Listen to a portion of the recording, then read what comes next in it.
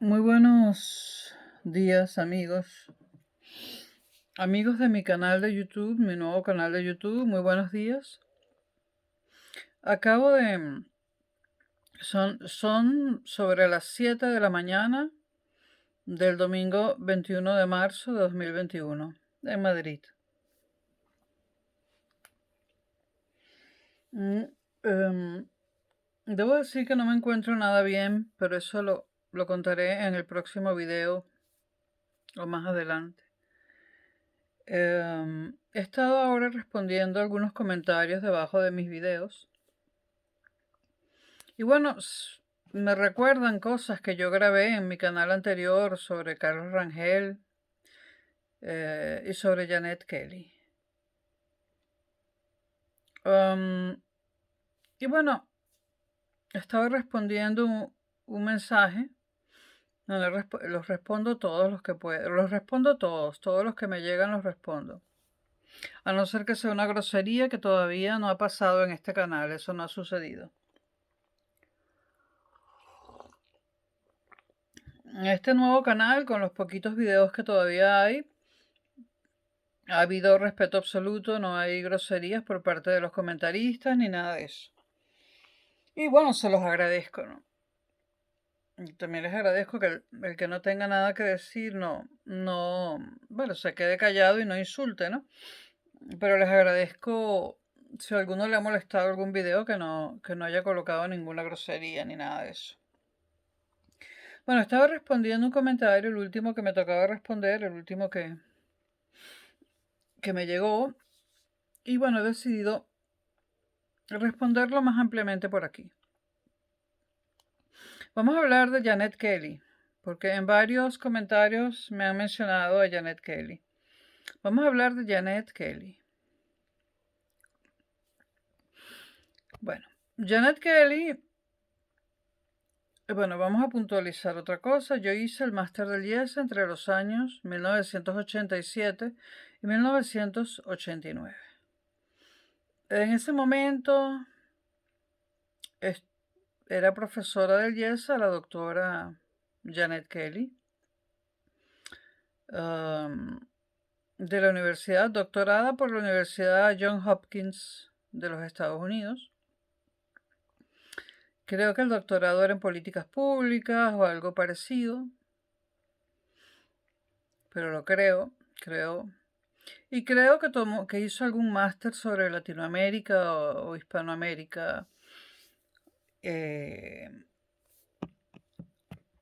Janet Kelly era una mujer muy preocupada por los problemas de Latinoamérica, como la llamamos nosotros en Latinoamérica, valga la redundancia. En España se refieren a Latinoamérica como Hispanoamérica. Nunca he sabido si cuando dicen Hispanoamérica incluyen también a España, ¿no? Pero bueno, nosotros la llamamos Latinoamérica, es una forma equivocada de llamarla. Eso lo puntualizó, por cierto, en un ensayo Arturo Uslar Pietri, que como ustedes saben no me caía muy bien, nunca me caía... No me gusta mucho el personaje de Arturo Uslar Pietri, pero en un ensayo él habló, bueno, en un libro que se llamaba América Latina, marca registrada, coordinado por no me acuerdo quién, perdonen, y no estoy bien, ¿eh? Y lo psíquico se vuelve físico. Lo del corazón, el corazón, y lo del alma, que no sé dónde está, se vuelve físico. Bueno, en un momento dado de mi vida, no sé si fue por ahí, por el 91, el 90, qué sé yo entré a librería lectura, iba todos los días prácticamente, y veo un libro cuyo nombre me atrapa. Se llamaba América Latina, marca registrada. Era una compilación y había un ensayo por cada país de América Latina, y por cada país habían escogido al que suponían era el intelectual de mayor valía de ese país para escribir el ensayo. No recuerdo la editorial, era latinoamericana, pero no recuerdo si era venezolana, no, creo que no. Pero yo enseguida hojeé el libro y me lo compré inmediatamente. Yo me gastaba todo en libros. Por eso me duele tanto haber perdido mi biblioteca de unos 3.000 volúmenes en Venezuela, porque los amaba. Como decía mi amiga Milagros Bello, que tiene una galería de arte en Miami, que también tampoco se quería ir a Miami. Ella nunca quiso vivir en Miami ni en Florida. Pero ella, Milagros Bello, y ahora me estoy desviando del tema, Milagros Bello, antes de que yo me viniera, de que yo me fuese de Venezuela, Milagros Bello se molestó mucho. Ella es una crítico de artes plásticas de las más renombradas de toda Latinoamérica. Ella en un momento dado se enfadó muchísimo con el gobierno de Chávez cuando desaparecieron varios cuadros, tanto de la Galería de Arte Nacional como de la colección Suite Bollard de Picasso, que fue comprada íntegramente para el Museo de Arte Contemporáneo de Venezuela, antes Museo de Arte Contemporáneo de Sofía Inver, y esa compra de la Suite Bollard de Picasso, que es una colección de grabados donde están las figuras del Minotauro. Pues yo tenía algún libro en Venezuela editado por el MAXI, por el Museo de Arte Contemporáneo de Venezuela, sobre la Suite Bollard, editado más o menos en el año 89. Eso era una edición pequeña, una edición de pocos ejemplares. Yo tenía uno, todo eso. Tanto el libro América Latina marca registrada como el libro de la Suite Bollard de Picasso, una pequeña tirada, un pequeño tiraje que hizo el Museo de Arte Contemporáneo, todo eso se quedó en Venezuela y se perdió. O por lo menos yo lo perdí. Bueno, Venezuela había logrado comprar la Suite Bollard de Picasso y era muy difícil que a Venezuela le vendieran un Picasso y mucho menos una colección completa de Picassos. Se tenía miedo porque Venezuela no era un país con las garantías suficientes para cuidar obras de arte, para que esas obras de arte no les pasara nada. Todos nosotros sabemos que mucho antes de Chávez y de todo eso, Venezuela, lamentablemente, junto con Brasil y México, han sido los países donde más delincuencia común hay, donde más delincuentes hay, donde más malandros hay, donde hay más de todo, ¿no? Hablo de delincuencia común, incluyendo secuestros, ¿no? No estoy hablando de narcotráfico, estoy hablando de delincuencia común, incluyendo secuestros, asesinatos, de todo. La diferencia estoy hablando de aquellos años. La Suite Bollard fue adquirida yo creo que a finales de los 70. Bueno, en aquellos años encabezaba la lista de ciudades más peligrosas del mundo, Ciudad de México. Y por supuesto, al ser la más peligrosa del mundo, también era la más peligrosa de Latinoamérica. En segundo lugar estaba Río de Janeiro y en tercer lugar estaba Caracas. Eso era a finales de los años 70. Eh, Hoy en día Caracas es la ciudad más peligrosa de Latinoamérica y desde hace muchísimos años. Pero ya en los años 70 se temía que venderle obras de arte importantes a Venezuela era un problema, se podían perder. Ahora, sí se las vendían a la ciudad de Río de Janeiro y a la Ciudad de México, porque la diferencia entre Caracas, finales de los años 70, y Río de Janeiro y México, México DF, es que en el Distrito Federal de México se superprotegen los museos. Y en Río de Janeiro también. Es decir, corre riesgo la gente, pero hay ciertas cosas muy protegidas, tanto en Ciudad de México como en Río de Janeiro. Caracas es una ciudad menor comparada con México, el DF y Río de Janeiro. Caracas no llega a la altura de la Ciudad de México ni de Río de Janeiro. Entonces, a México se le pueden vender obras de arte europeas y se sabe que México, el gobierno mexicano, los responsables de la cultura en México, lo van a preservar. Lamentablemente en nuestro país nunca nadie confió a partir de cierto momento, yo diría que a partir del año 78 por allí, nunca nadie más, ningún otro país del mundo podía confiar en nosotros, en que no perdiésemos algo, en que no destruyésemos algo, y de hecho tenían razón puesto que destruimos el país completo. Bueno, el caso es que gracias a Sofía Inver y solo debido a su imagen personal, no a la imagen de Venezuela, solamente debido a la imagen de seriedad. Porque Sofía Inver fue muchas cosas y yo la critiqué en muchos videos anteriores, de esos que ya no existen, ¿no? Que se los quedó YouTube. Sofía Inver fue muchas cosas, buenas y malas, pero Sofía Inver era una mujer responsable.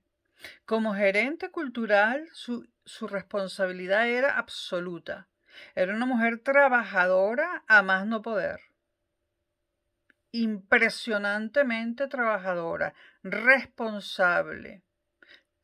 O sea, la palabra de Sofía Inver era la palabra de Sofía Inver. De hecho, Sofía Inver logró que tanto gobiernos adecos como copellanos compraran obras para el museo, que le permitieran hacer el museo ella con su sola imagen. Se pueden decir muchas cosas en otros aspectos de la vida de Sofía Inver, pero de que Sofía Inver era seria y que daría la vida antes de que le hubiese pasado algo a alguna obra del museo, eso estaba dado por hecho. Lo que no sabían los que nos vendieron las obras era que el museo no lo iba a destruir la delincuencia común, que era contra la que estaba blindada Sofía Inver, sino el mismo gobierno de Venezuela, liderado en ese momento por Hugo Chávez. Porque fue durante uno de los gobiernos de Hugo Chávez, durante el primero, bueno, durante el surgido en el año 2000, después de que cambiaron constitución, etc. Fue durante ese gobierno donde desaparecieron las obras de arte. No bajo Maduro, bajo Hugo Chávez y bien pronto. Entonces, Milagros Bello, furiosa por la desaparición de varios cuadros de la Galería de Arte Nacional, que no se sabía y ni se sabe dónde están, y por la desaparición de varios cuadros de la Suite Boulard de Picasso, que eran muchísimos cuadros, pequeños, eran grabados. Yo los adoraba, yo iba cada rato al museo a ver la Suite Boulard. Bueno, debido a todas esas pérdidas de cuadros y debido a que tanto la Galería de Arte Nacional como el Maxi o el MAC, porque eso de Sofía Inver se lo quitó Chávez, bueno, como los museos estaban siendo descuidados en cuanto a controles de humedad, etcétera, y las obras estaban desapareciendo, Milagros Bello le pidió una cita a Chávez, tuvo la cita y le dijo de todo. Le dijo que las obras de arte tenían que aparecer inmediatamente, que eran patrimonio universal, que ningún presidente de quinta categoría, que ningún caudillo recién salido de un monte, que nadie, ni siquiera un ejecutivo salido de Harvard, podía poner en peligro esas obras, desaparecerlas y decir no sé dónde están y yo mando aquí. Porque bueno, eso fue para los que tenemos cierta edad lo vimos, ¿no? Prácticamente Chávez, que tengo frío, pero esto da esto da mucha luz. Prácticamente Chávez decía, este país es mío y yo con entro al Maxi, al MAC, que yo lo conocí como ya. El museo comenzó llamándose Museo de Arte Contemporáneo de Caracas. Posteriormente se le agregó Museo de Arte Contemporáneo de Caracas Sofía Inver. Y luego Chávez le quitó el Sofía Inver. Bueno, yo fui no sé cuántas veces al Maxi a ver la Suite Boulard de Picasso. Era lo mejor que tenía el Maxi para mí. Y era espectacular. También teníamos unos cuantos Leger, arte cubista, Fernand Leger, no sé si siguen ahí, las maravillosas esculturas de Henry Moore. Bueno, todo eso conseguido gracias a la confianza que el mundo del arte internacional y los gobiernos internacionales tenían, no en Venezuela, sino en Sofía Inver. De que la tipa, como decimos nosotros, era valiosa, era valiosa. Por más mala, como dirían en España, por más mala hostia que tuviera, que tenía mal carácter, era valiosa. A veces para imponer la disciplina y para hacer las cosas bien, Si tú tienes a cargo un montón de gente que no obedece a nadie, que no trabaja, que hace todo mal, pues no tienes más remedio que tener mala hostia para obligarlos a hacer su trabajo bien. Y eso era lo que le pasaba a Sofía en Venezuela, en el sector público, y el museo estaba en el sector público, por supuesto, era un museo del Estado, ¿no? Pues en el sector público en Venezuela, y todo su personal lo odiaba, decían que era un dictador. Pues en el sector público en Venezuela la única manera de que alguien trabajara, y a mí me tocó manejar gente y no logré que trabajaran, porque yo no tengo el carácter de Sofía Inver, aunque por los videos y eso alguien pueda pensarlo. Yo no puedo estar en una oficina con 3 empleados obligados, que no los escogí yo, que el gobierno me los puso ahí, y yo no puedo convertirme en un ogro, gritarles y decirles, pero tienes que hacer esto ya. No sirvo. Lo que hago es que me voy a un lugar donde sí se trabaje. Pero Sofía Inver sí supo manejar el personal. Que fue muy dura. Bueno, ¿cómo quieren ustedes que se comporte alguien con los venezolanos que trabajaban en el sector público en la cuarta? Yo sé que ahora es lo mismo o peor. De forma dura o no te trabajan, de forma dura o no te llegan en la mañana puntuales.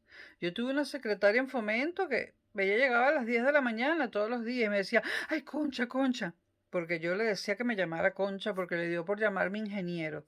Ingeniero Seija, yo le decía, mira, chica, llámame Concha, que ya te he perdonado como 500 llegadas tarde, así que llámame Concha. Entonces me decía, Concha, Concha, es que tú no sabes lo que me pasó en el carrito por puesto que venía de Guatire. Ojalá Carmen, que se llamaba Carmen, esté viendo esto. Carmen, ¿tú te acuerdas cuando tú me decías, Concha, Concha, ay, son las 11, Concha, mira, es que yo vivo más allá de Guatire, entonces tengo que pasar por Guarena, tengo que pasar por Petare, otro carrito propuesto, el metro, bueno, en el carrito propuesto de Guatire el tipo puso una música muy dura, entonces se arrechó un pasajero, hubo un peo, tal, tal, luego había una tranca, chama, una tranca, Concha, Concha, por favor, no me despidan, que no me despidan. Yo me paré a las 5, te lo juro. Bueno, y ese era el cuento de Carmen todos los días, ¿no? La tranca en Guatire, la tranca en Guarenas, la tranca en Petare, ella no podía llegar temprano. Además estaban los 2 hijos, la madre, la suegra, los niñitos de la vecina que también cuidaba. Debo decir que yo nunca dije nada. Bueno, todo el mundo veía que llegaba tarde, ¿no? Porque Carmen invisible no era. Pero yo nunca me quejé ni dije absolutamente nada, siempre la protegí, porque ciertamente llegar a Caracas desde Guatire en transporte público, pues no debe ser agradable. Ahora menos, pero antes tampoco. Y sí, hay que cambiar de carrito propuesto varias veces. Es cierto que la de redoma de Petar es un peo. Te asaltaban, te robaban. Yo no sé cómo estará eso hoy en día, pero yo muchas veces, yo di clases en la Universidad Metropolitana durante 4 años o 4 años y medio, sin carro. Yo tenía que ir a la redoma de Petare en metro, y ahí un carrito por puesto que me dejaba en la urbanización Terrazas del Ávila. Y de ahí caminar hasta arriba, hasta la Metropolitana, subiendo miles de escaleras, mientras mis alumnos pasaban en carro y no me daban la cola. Entonces sí, bueno, yo trabajé en la Metropolitana después de Fomento. Bueno, entonces yo nunca dije nada porque comprendía la situación. Comprendía la situación. Y sí estaba segura que Carmen se levantaba a las 5. Tenía que preparar desayuno, tenía que cambiar pañales. De eso no me cabía duda. A lo mejor hubiese podido llegar un poquito antes a la oficina, pero en un país así, sin medios de comunicación decentes, uno no puede estar jodiendo a una persona porque llega tarde, porque vive en el culo del mundo y porque el país no tiene, la ciudad no tiene medios de comunicación decentes. Recuerden que en aquella época pues, teníamos una sola línea de metro. Estoy hablando de cuando teníamos una sola línea de metro y corta. Todavía no se había extendido demasiado. Bueno, dejemos ese paréntesis, ¿no? Era sobre Sofía Inver, ¿no? Bueno, y era sobre Milagros Bello. Bueno, Milagros Bello fue y le dijo a Chávez, ¿no? Bueno, esos cuadros son patrimonio de la humanidad. No pueden andar por ahí tirados. Yo quiero saber dónde están. Bueno, yo no sé en qué términos. Ella tiene muy mal carácter, cuando hay que tenerlo también, tipo Sofía Inver. No sé en qué términos habló ella con Hugo Chávez. Ella volvió a su casa y a los pocos días, pues casi que estaba en busca de captura. La pobre mujer se tuvo que ir de Venezuela, no sé si cruzando este, la frontera con Colombia o en una avioneta, pero se fue antes de que Chávez decidiera tomar alguna acción contra ella, ¿no? Porque notó que iba a suceder. Y bueno, Milagros Bello tiene una galería en Miami. No es la galería de sus sueños, pero da plata. Y además le ha conseguido trabajo a mucha gente en Estados Unidos. Ha sido muy solidaria. Lamentablemente, yo no sé qué pasó con su piso, con su apartamento, con sus libros, que tiene una colección enorme de libros, con sus cuadros. Yo no sé si Milagros se pudo llevar todo eso. Ella y yo nos hemos comunicado por las redes sociales muy brevemente y puntualmente para ciertas cosas, ¿no? Y bueno, yo tuve una relación con Milagros Bello que no viene al cuento y que es privado, ¿no? Y digamos que desde que yo estoy en España y ella en Miami, pues las comunicaciones son pocas y son por algún asunto extremadamente puntual y urgente. Son unas relaciones cordiales y por un asunto importante. Además, bueno, yo muchas veces veo los videos donde da charlas en sus galerías, ¿no? En su galería. Charlas de arte. Ella está en Facebook, creo que está en YouTube. Y bueno, afortunadamente Chávez no le pudo meter la garra, pero sí creo que debe haber perdido aquella biblioteca monumental. Y bueno, Milagros Bello, ya que estoy hablando de ella, voy a hablar de su currículum. Milagros Bello es psicólogo clínico de la Universidad Central de Venezuela, lo cual implica 5 años de psicología y un posgrado de 2 años en psicología clínica. Durante 10 años tuvo una consulta en los Palos Grandes o Altamira, una consulta psicológica, ¿no? A los 10 años se dio cuenta que la psicología no era lo que quería dedicar su vida y se fue a París. Con una beca estudió un máster en Historia del Arte y un doctorado en Sociología del Arte.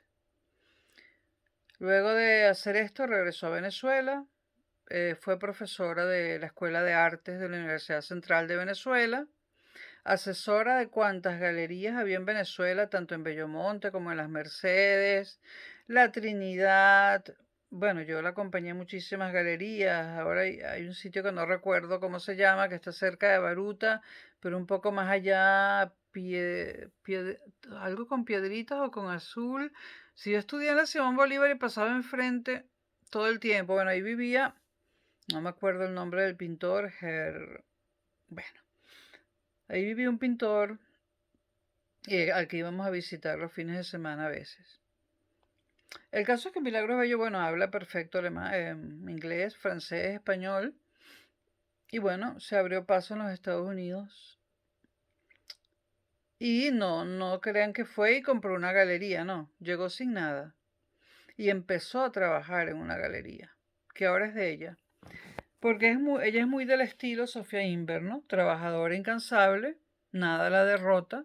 Es una mujer mayor que yo, más de 70 años, y ella está sin quejarse, trabajando en una galería privada, sin quejarse, y al pie del cañón. Mientras hay vida, hay que luchar.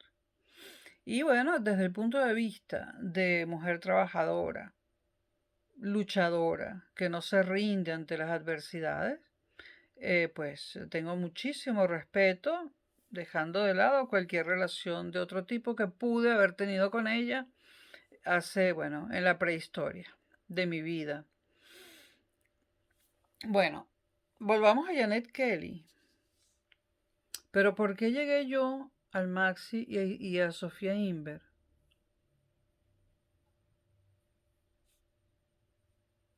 Es que no lo sé. Bueno, ustedes me lo dicen después en los comentarios. Bueno, fíjense ustedes. Fíjense ustedes.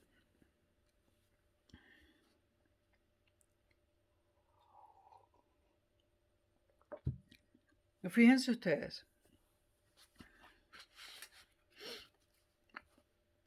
Fíjense ustedes. Volvamos a Janet Kelly y no me acuerdo por qué cambié. Pero bueno, no fue un cambio malo. Hablamos de dos venezolanas insignes. Sofía Inver, que en paz descanse, y Milagros Bello, que está vivita y coleando en Miami. Eso sí, los que pasan por Miami tienen billete, compren, compren. Que ella ayuda a muchos venezolanos. No voy a decir quiénes, pero muchos venezolanos han llegado sin nada a Miami y ella le da una mano y les ha conseguido trabajo no solo en Miami, sino en Nueva York. ¿Okay? Y además hace campaña política contra ustedes saben quién. Pero este video no va de eso. Bueno, Janet Kelly. Les dije que Janet Kelly era norteamericana. Y se había graduado de doctorado en la Universidad Johns Hopkins. Un doctorado en políticas públicas, creo. O algo parecido. Bueno, habíamos hablado de Latinoamérica y de dos libros. Bueno, sí, lo de Latinoamérica lo retomo. En este libro, América Latina, marca registrada, hay un ensayo por país y para cada país, el compilador escogió al que le parecía el intelectual más prominente de dicho país. Para Venezuela escogieron a Arturo Uslar Pietri, que no es una persona que me haya agradado nunca y eso lo dejo para un video aparte. Entonces, yo compré el libro inmediatamente. En el ensayo de Uslar Pietri, que era el último porque iban por orden alfabético por países. Venezuela es V, como dicen en España, y bueno, quedó de última. En ese ensayo, Uslar Pietri habla del error terrible de llamar a América Latina, y no llamarla Hispanoamérica o incluso Afrohispanoamérica, que sería lo justo. No puede ser América Latina porque los latinos, señores, son los de la costa del Mediterráneo. Los franceses son latinos. Para los italianos, parte de ellos son latinos, o casi todos, y una buena cantidad. O sea, los que están en el Mediterráneo español son latinos, pero España no la define el Mediterráneo. Es el más conocido de todos los mares, océanos, lo que sea que rodea España, que está rodeada de agua, pero España no la define el Mediterráneo. A Italia sí, a Francia sí, a España no. Y además la parte mediterránea de España es muy afrancesada. A España la define el Atlántico, definitivamente. El Atlántico, no el Mediterráneo. Además, latino viene de hablar latín. Me temo que en Venezuela, Argentina, Nicaragua, etcétera, nunca hablamos latín, sino directamente español. Pero bueno, el que pueda conseguir este libro, ese libro está descontinuado. Y bueno, pero el ensayo de Uslar Pietri en ese libro daba las razones y los motivos por los cuales el nombre América Latina o Latinoamérica era equivocado. Y esto viene porque yo dije que Janet Kelly era una mujer con un gran interés por Latinoamérica. Vamos a seguir usando el nombre equivocado. ¿Qué se puede hacer? Yo no sé si Janet Kelly antes de ese doctorado hizo un máster sobre Latinoamérica, pero el caso es que era una mujer que conocía la realidad latinoamericana mucho mejor que yo, por ejemplo, en aquella época. Mucho mejor que la chica de 27 años que entró a IESA en el 87 y que era yo. Janet Kelly conocía la realidad latinoamericana. Latinoamérica era una pasión para Janet Kelly. Janet Kelly conoció en Estados Unidos, bueno, sí lo voy a decir. Lo digo ahora. Janet Kelly conoció en Estados Unidos a Gustavo Escobar, un matemático venezolano que estudiaba en Estados Unidos un doctorado en economía.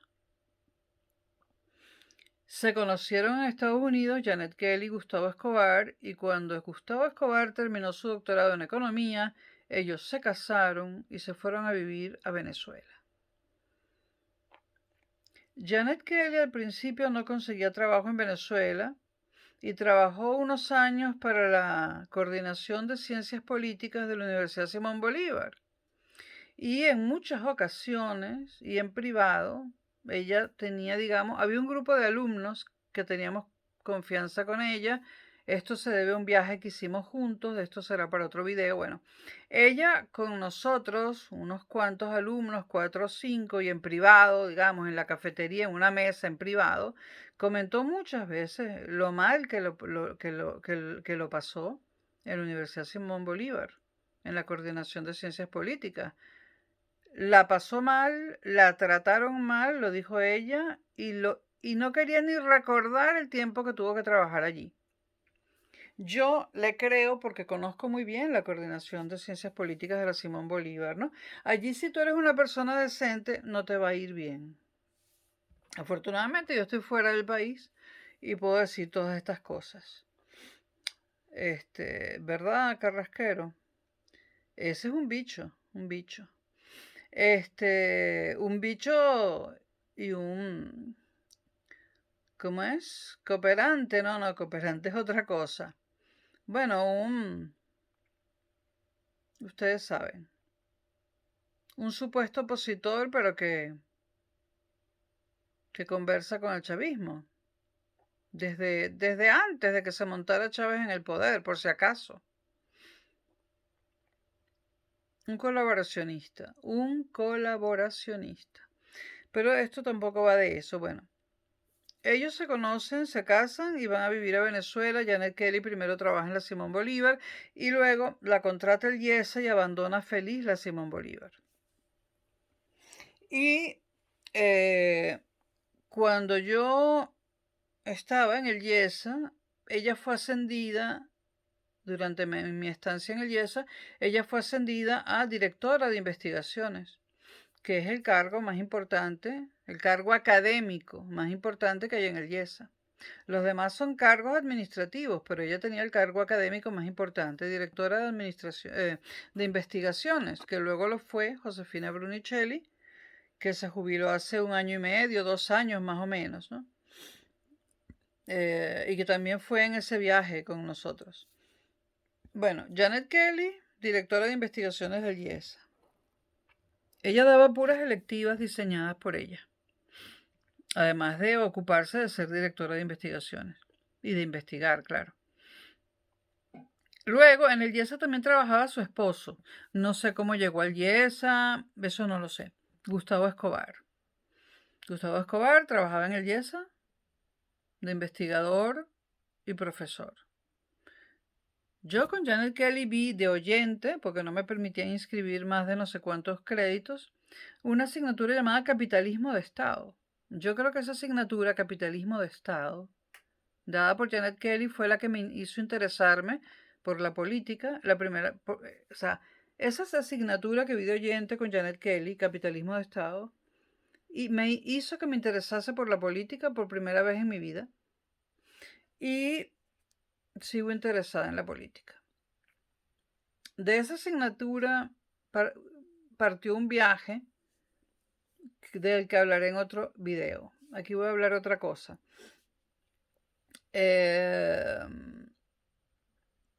Yo también tomé luego otra electiva, esta sí fue inscrita con Janet Kelly, llamada Empresas Públicas, donde investigábamos a las empresas públicas venezolanas.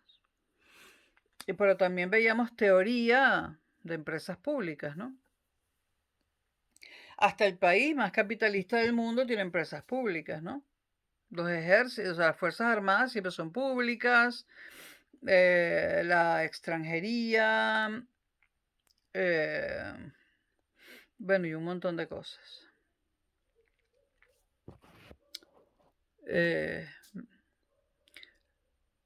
Un montón de cosas son públicas, ¿no? Si no, el tamaño del sector público en Estados Unidos no es tan pequeño como la gente cree.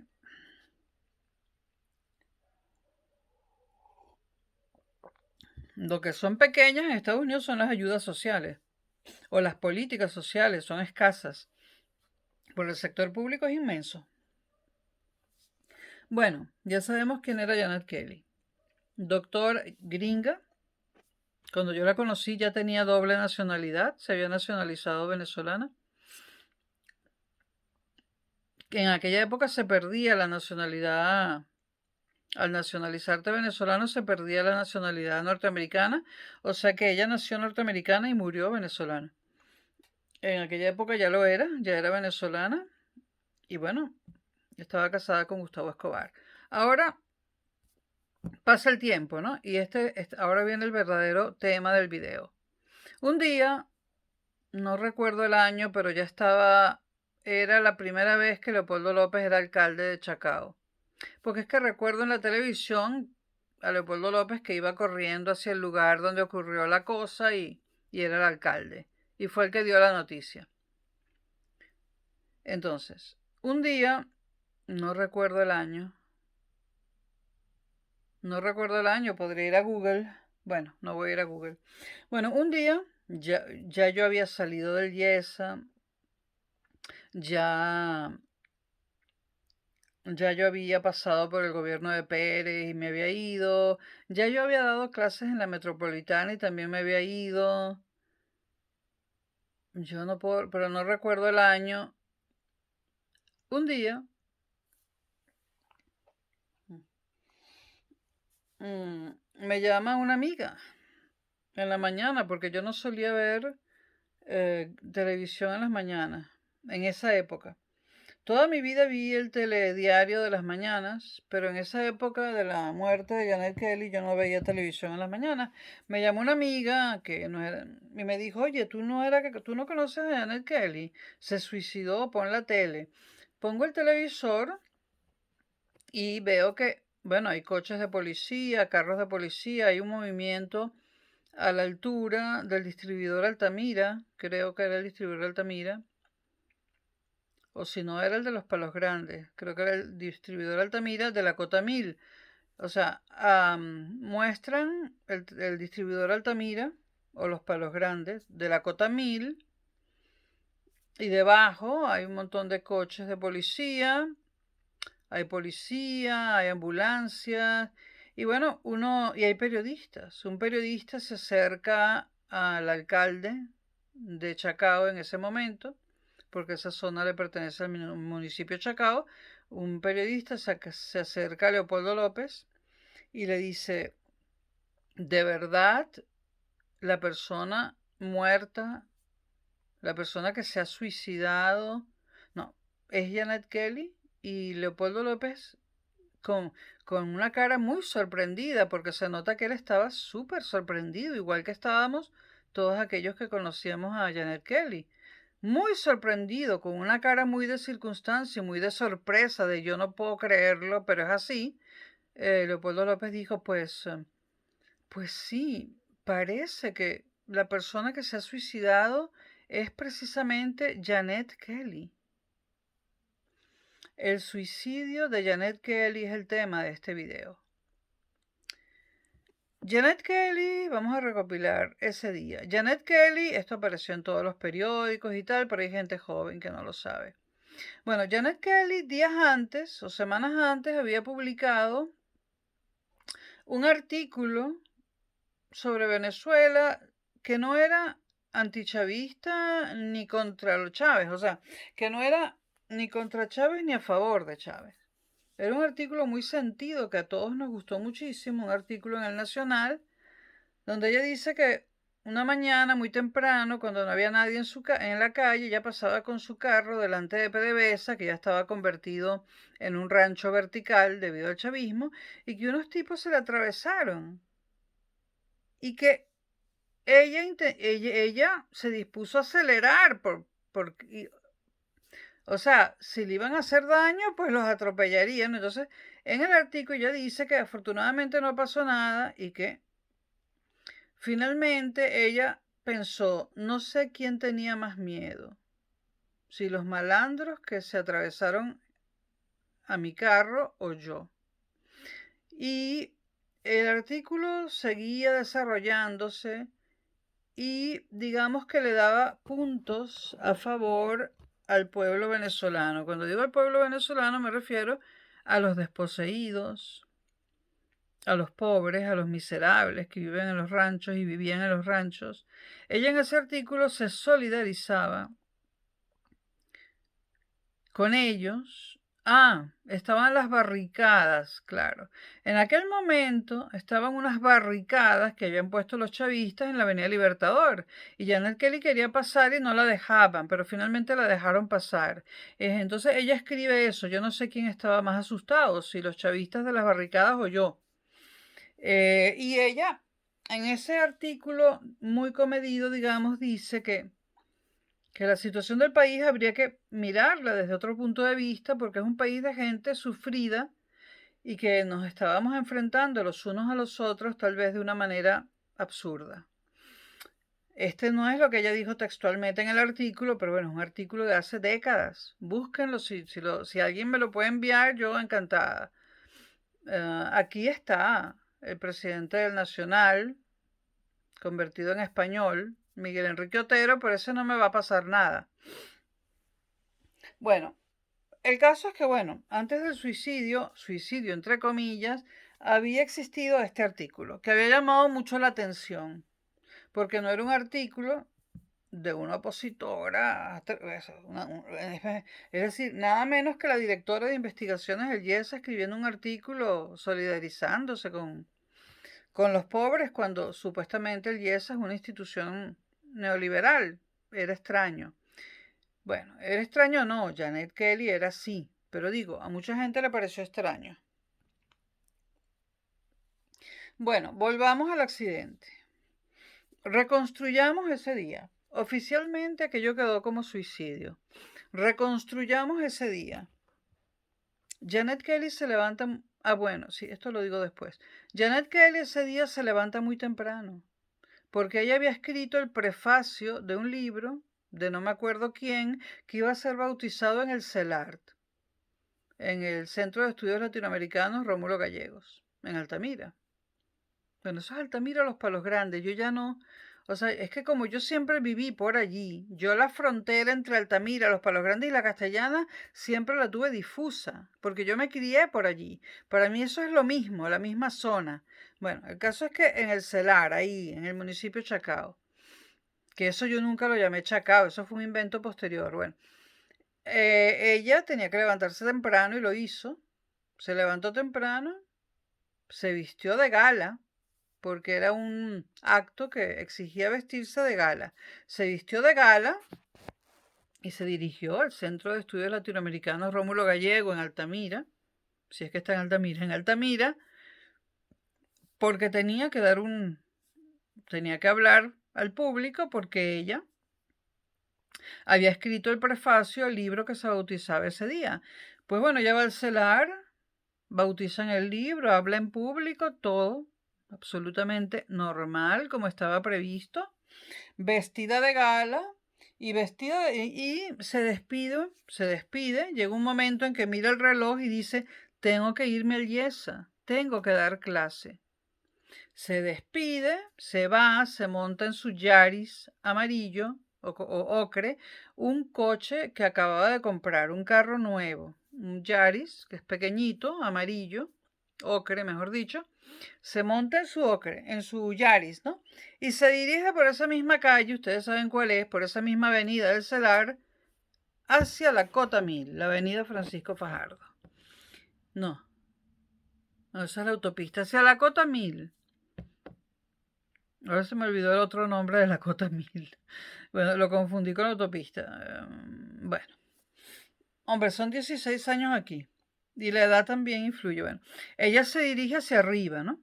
Bueno, como todos los que conducen en Venezuela, en Caracas, saben, como todos sabemos, si tú vas a entrar a la Cota 1000, tienes dos posibilidades, a la derecha o a la izquierda, dependiendo para donde tú vayas. Ella iba al IES, es decir, iba desde Altamira hacia San Bernardino. Tenía que haber tomado la dirección de la izquierda, porque tenía que haber entrado a la Cota 1000 por la izquierda, porque era a la izquierda donde está San Bernardino, ¿no? Para los que no son venezolanos, la Cota 1000 es una autopista pegada a la montaña esa llamada Ávila, que rodea a Caracas por el norte. Es una autopista pegada al Ávila. Se llama Cota 1000 porque está más o menos a unos 1000 metros de altura, 1 kilómetro de altura respecto al mar. Bueno, resulta ser que ella no entra a la Cota 1000 hacia la izquierda, sino hacia la derecha, es decir, alejándose del Yesa, no hacia el Yesa. Primera cosa rara, ¿no? Y va vestida de ocasión, vestida de gala. Después resulta ser que ella aparca en el Hombrillo, según decía la prensa y la televisión, aparca en el Hombrillo el carro, y como ustedes saben, allí hay unos viaductos muy altos, ¿no? La Cota 1000 allí es una autopista aérea, con unas columnas larguísimas y uno es muy alto, ¿no? Bueno, ella aparca, este es el cuento oficial, ella aparca ahí su Yaris ocre, se asoma a la barandilla y se lanza al vacío, cae y muere, suicidio.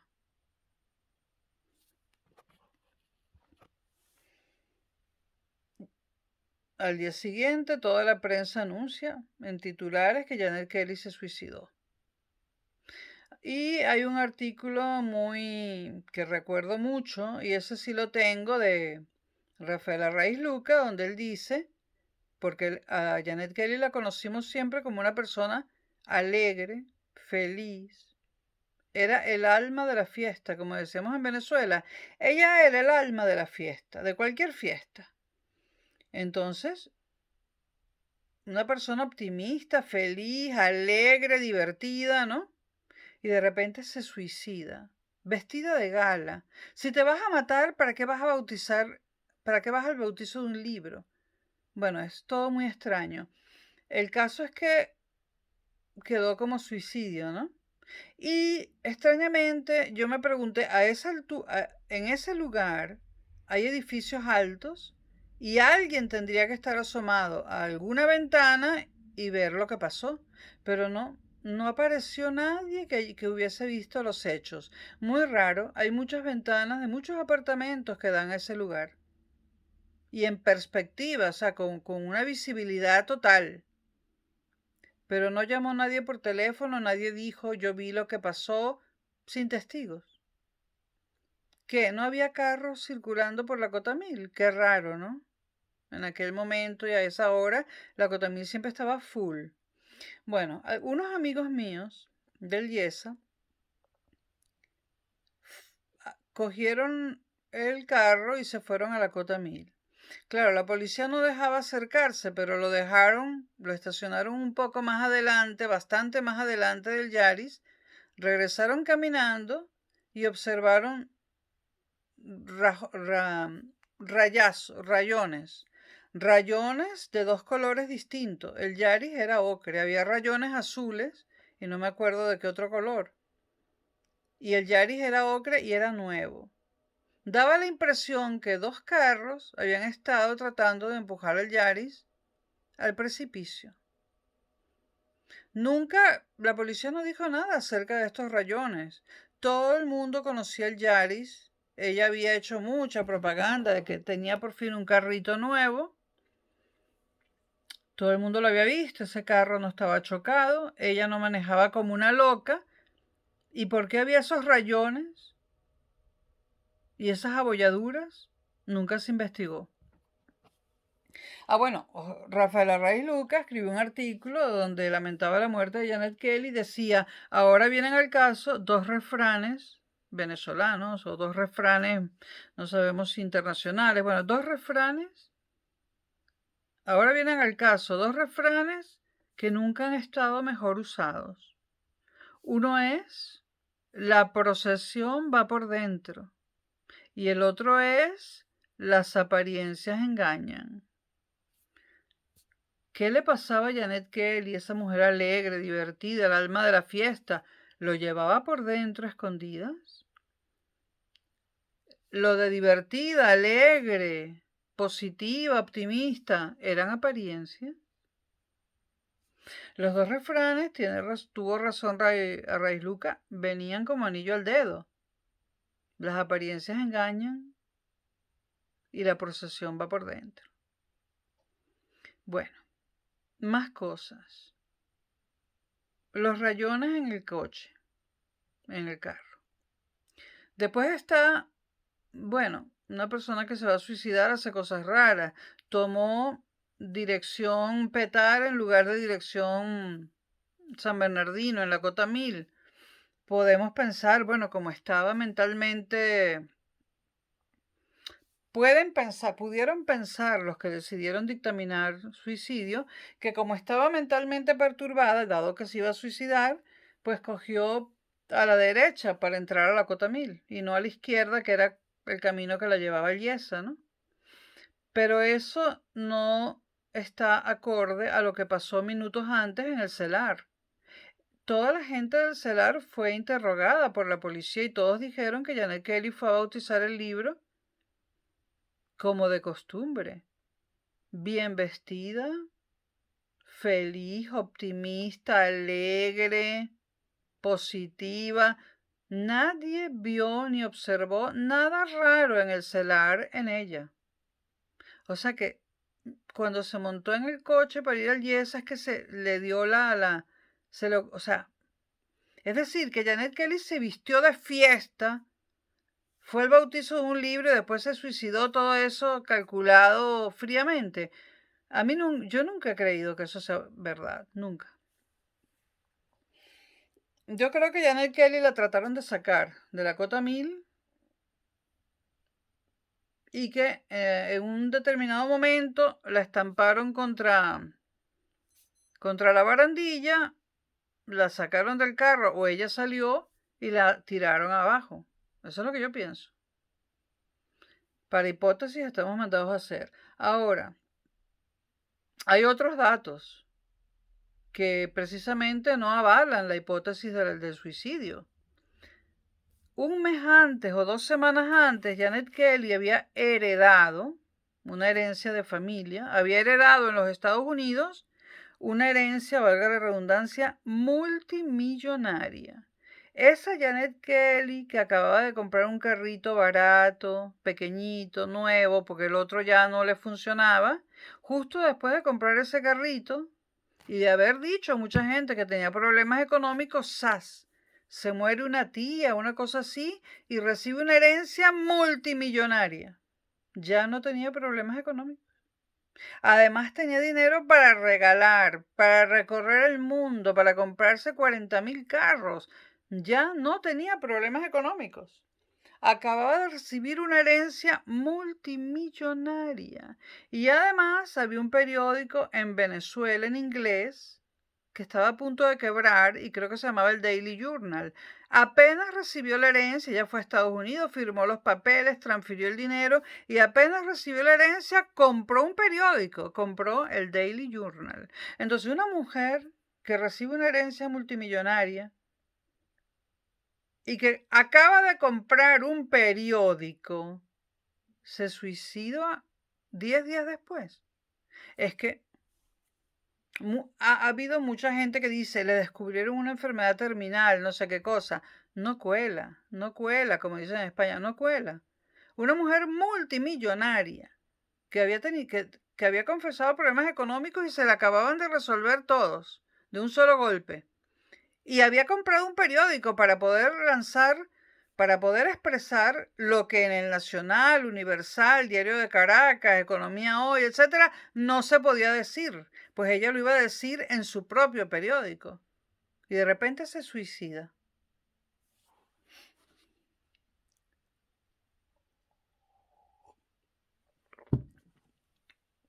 Ahora, hay otra cosa que yo no sabía y que me enteré sobre 2015, 2014,